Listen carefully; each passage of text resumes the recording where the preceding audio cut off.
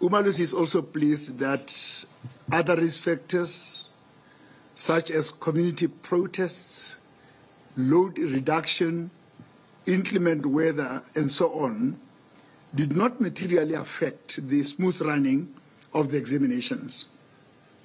We commend members of society for not using national examinations as leverage for their protest actions.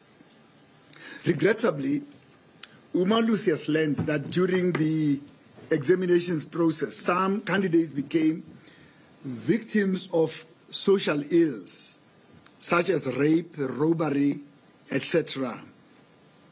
Umalusi strongly condemns these criminal acts and urges community members and relevant authorities to support all the victims of such barbaric acts in whatever way possible.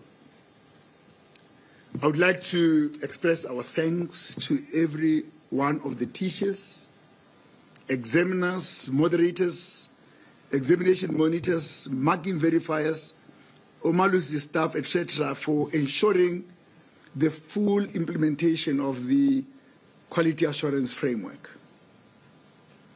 Umalusi could not have reached this stage without your professional and administrative assistance.